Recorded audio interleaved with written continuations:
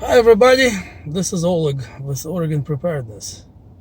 It is a lovely day here today up in Northwest. Beautiful sunshine, 40 some degrees weather.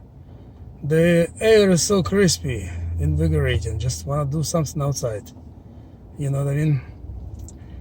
But I'm catching my break from work and I'm back in my studio trying to make some video here. Want to talk to you about some more of the expired foods.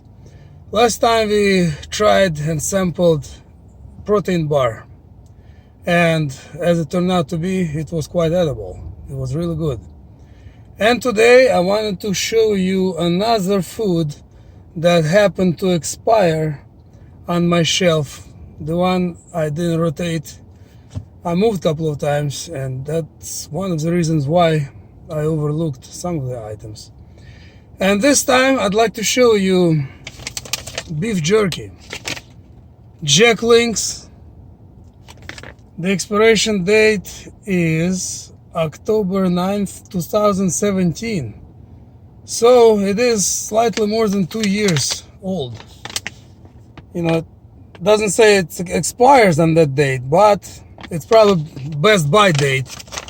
And anyway, it's over 2 years past best by date, and I thought this would be a good idea to try, see how it tastes, see if this item is worth stockpiling for possible SHTF scenario or any kind of food shortage scenario. So without further ado, let's open it up and see.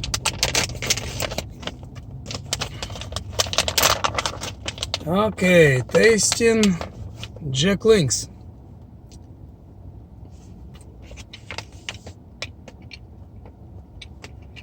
You know, tastes like just like beef jerky. I would say, yeah, there's absolutely no difference in taste. Same texture, same flavor. Yeah, this beef jerky is definitely edible. And this little package has 3 servings in it, 12 grams of protein per serving, which means there is probably enough protein to last you all day. If you wanted to, if you had to survive on it an all day, but you could.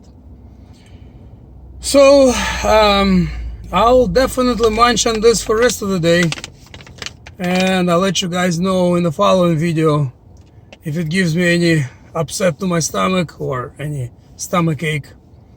I don't think it will, because it tastes just as good as fresh one. So this is definitely, I would say, food that you could stockpile, in addition to your rice and beans and canned goods and everything else, because you gotta diversify your stockpile. You know, you can't just live on rice and beans. I mean, you could, but even as a psychological food, this will be really good. You know, it's tasty, it's full of protein. And you know, small family could probably have a meal out of this one bag. So definitely keep it in mind for those of you that like to stockpile of food. And you know, I cannot stress enough how important it is to stockpile of food. There is just too many scenarios when we might need that food. You know, could be natural disaster, could be real SHTF, could be variety of things. You know, as I mentioned before, I'm originally from the Ukraine, and I clearly remember when I was a teenager back in the 80s, there was shortage of everything. Shortage of toilet paper, shortage of butter, shortage of milk. I, as a teenager, would have to go shopping, food shopping, pretty much on a daily basis, in addition to my parents, because one person could not buy everything. Simply because there was not enough of everything on the shelf, and we knew when they would bring butter certain days, certain hours, and we would go there and get in line. And that line sometimes would be 200 to 300 people stretching all the way outside the store. And in the winter, summer, winter time, cold, 25 below zero is not unusual. Yet we all had to do it. I was not the only teenager helping their parents out. So basically, one person could not go and get everything that you needed in a grocery store. My parents, my father would buy certain things, my mother would buy certain things. I'd go stay in line and get a gallon of milk, or a pack of 1 pound of butter, or whatever else. And it was, unfortunately, it sucked, but it was way of life back then. And what's funny, my parents telling me when I was born in the 70s, there was abundance of food. What happened in the 80s, I have no idea. There was shortage of everything, including gasoline. And I understand there was shortage of gas here too, back in the 70s. But back in my country, there was shortage of everything. Toilet paper, you could not find it. Everybody were using newspapers. My father would hunt toilet paper so we would use it for my little brother, so we don't scratch his little butt. And I'm sure it was done intentionally. For what purpose, I still don't know. But how can it go from abundance to shortage in 10 years, There was no war. Nothing really changed for worse. Yet, there were shortages. So, what I'm trying to say is, for an example, in this country, we have abundance of absolutely everything.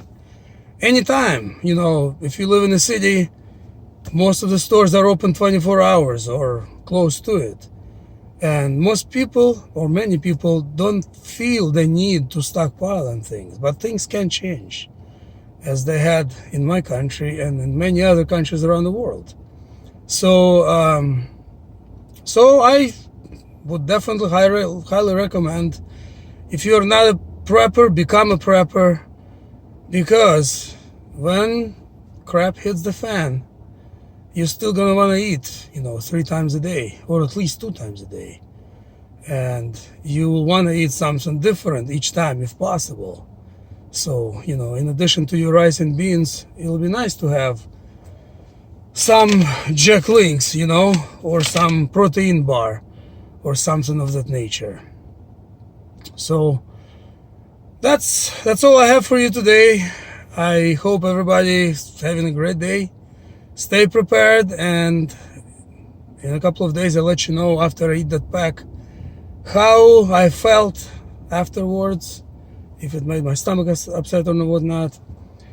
Meanwhile, if you find this video useful, please hit like, share, subscribe, and we'll see you in the next upload. Stay prepared. Bye-bye.